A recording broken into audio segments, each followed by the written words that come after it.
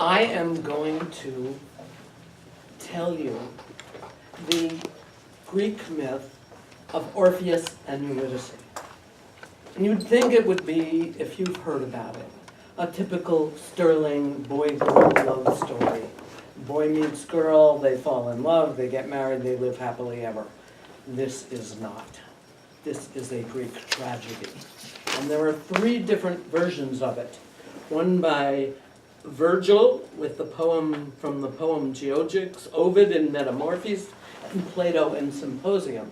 And they even have different names for the Greek gods. So I just mixed them all up and put them into this myth, which I am to regale you with. Orpheus was the son of Apollo, and Apollo was the god of music and prophecy and light, who drove a chariot, and he was always referred to as the sun god, okay? And his wife, Orpheus's mother, was Calliope, a muse, one of 9 muses that were the daughters of Zeus, that could give inspiration and all kinds of things to people. Her particular gift was poetry. And when Apollo was a father of a young child, he gave Orpheus a lyra, like a mandolin. And a lyra was an apt musician. He could play instantly all different kinds of tunes. His music charmed even the wild beasts in the forest. And the plants grew taller in Orpheus's wake, in his speaking. And in Greek humanity, Eurydice was a woman of unique beauty and also loved his music. And they decided to get married after they met, shortly after they met, of course, passion in their hearts.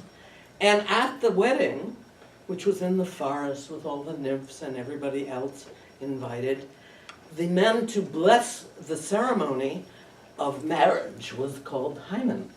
Hyman. That's very interesting.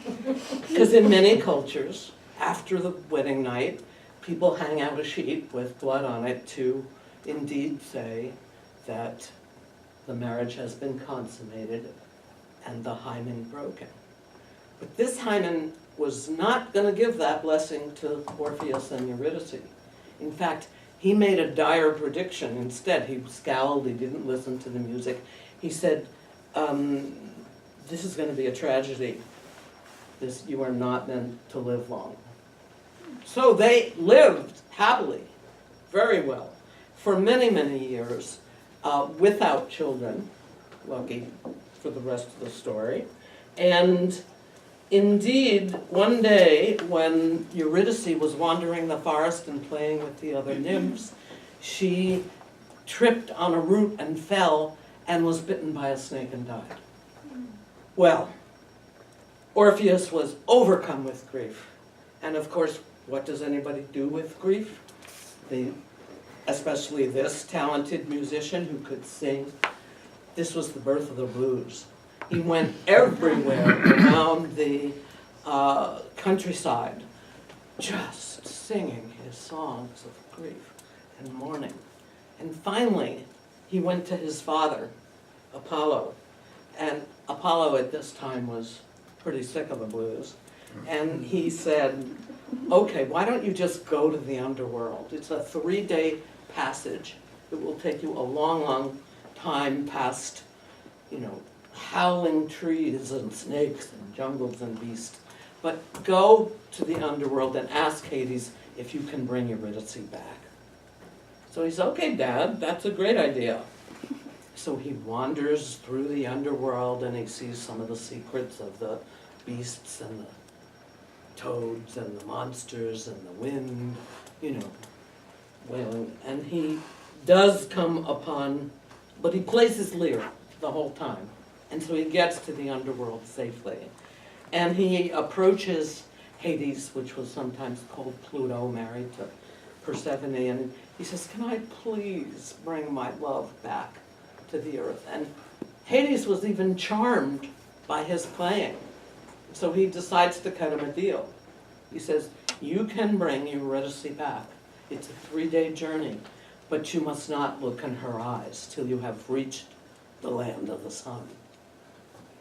So he says, okay. But Hades, Pluto, was a trickster, like Coyote here. And he told Eurydice that she must look in his eyes just before they got to the land of the living. So they have the 3-day journey, and he plays, and there's 2 versions. One is that he had to carry her and not look in her eyes, and she had to keep her eyes closed. The other is that she followed a few steps behind. And it was a long, arduous 3-day journey, but his music and their love for one another kept it till just before the end. Right when he can almost see daylight at the end of the tunnel of the underworld. There are 2 versions. He was so passionate that he had to turn around and look at Eurydice. And she had to open her eyes. And the other is that when he did look at her, all he saw was a shadow because she was whisked away back to the underworld. Sad story, tragedy.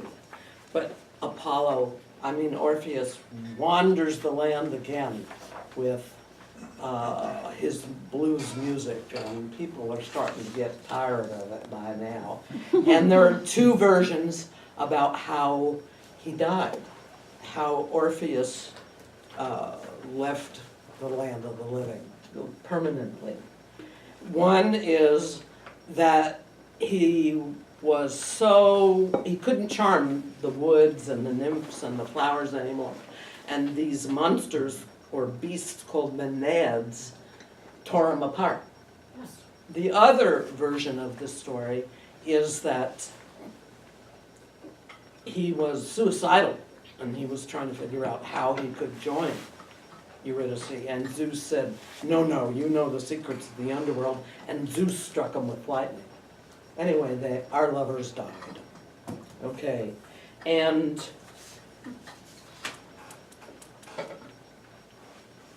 as they made their transition to the other world, the muses, all 9 muses, Orpheus's mother was one of them, realized that he is such a poet and such a musician.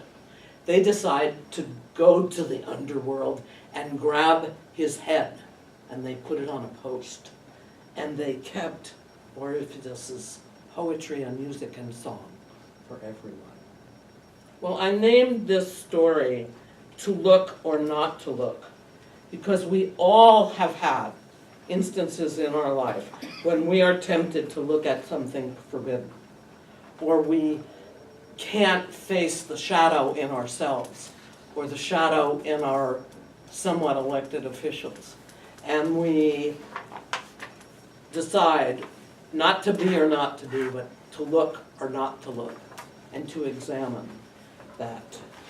And so in each one of us is a part of Eurydice that believes if I don't look, I'll die. I think I'm that one. And the other is to look, and then you'll die. Either way, this is a tragedy, but the personal balance determines whether we will make it out of hell or not. And as my minister said to her mentor, Michael Beckwith, over Oprah, I'm walking through hell, he said, keep walking, don't set up camp, keep walking. Thank you.